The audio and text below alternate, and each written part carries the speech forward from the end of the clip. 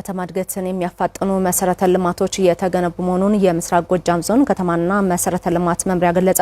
በበጀት ዓመቱ በምስራቅ ጎጃም ዞን በሚገኙ ከተማ አስተዳደሮች ከ40 በመቶ በላይ የሚሆኑት ፕሮጀክቶች ተጠናቀው ለአገልግሎት ክፍት ሆነዋል። ተጨማሪውን ከየኔነህ አለሙ እንከታተል።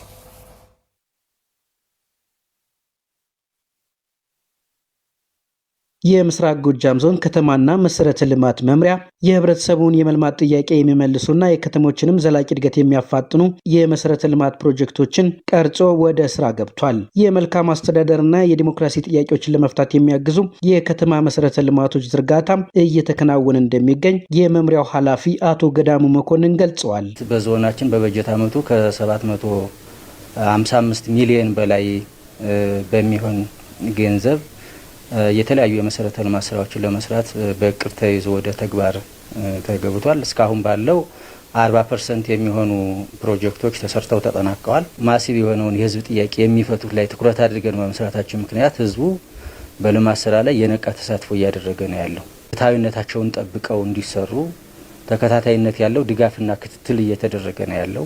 ከሚገነቡ መሰረተ ልማቶች መካከልም የጠጠርና ጌጠኛ መንገድ ግንባታ፣ የመፋሰሻ ቦዮች፣ መብራትና ውሃ፣ የወጣቶች ስራ ዕድል መፍጠሪያ ሼዶችና ሌሎችም መሰረተ ልማቶች በግንባታ ላይ መሆናቸውን ኃላፊው ጠቅሰዋል።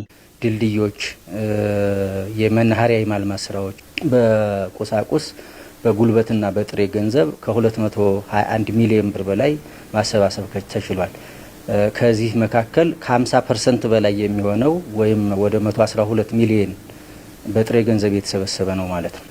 ህዝቡ የሚሳተፍበት ህዝባችን በከተሞች በሚሰሩ የመሰረተ ልማት ስራዎች ላይ የነቃ ተሳትፎ እያደረገ ነው ያለው ማለት ነው። የባሶ ሊበን ወረዳ የከተማና መሰረተ ልማት ጽህፈት ቤት ኃላፊ አቶ መሰንበት ድረስ በበኩላቸው በወረዳው የህብረተሰቡን የቆዩ ችግሮች የሚፈቱ መሰረተ ልማቶች ተጠናቀው አገልግሎት መጀመራቸውን ተናግረዋል። በ2017 በጀት ዓመት ወደ 57 ሚሊዮን የፈጁ ፕሮጀክቶች ተመርቀዋል። በዘንድሮ ዓመት ደግሞ በዚህ በጀት ዓመት ደግሞ 2 ፕሮጀክቶች ተመርቀዋል። አንዱ ላምገጅ ጤና ጣቢያ የካርድ ክፍል የተሰራ ነው።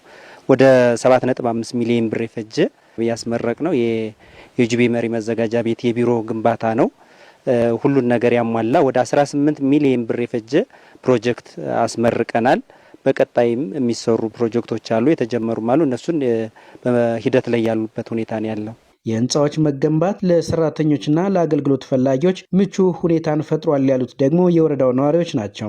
ባለሙያው በአግባቡ ስራ ለመስራት ምቹ ሁኔታ ተፈጥሮለታል። ሁለተኛ ደግሞ ሰነዶች ተሰንደው በአግባቡ እንዲቀመጡ አመቺ ሁኔታ ተፈጥሯል። በአግባቡ ተገንብቶ ለዚህ ውጤት በመብቃቱ ወረዳውንም ጥሩ ስምና ጥሩ ስያሜ አስይዟል የሚል ግምት አለኝ በእኔ በራሴ በኩል። በሀገር አቀፍ ደረጃ የተጀመሩ የከተማ ኮሪደር ልማቶችንም ዞኑ በማስተባበር ወረዳ ከተሞች ስራዎች መጀመራቸውን ከመምሪያ የተገኘ መረጃ አመላክቷል።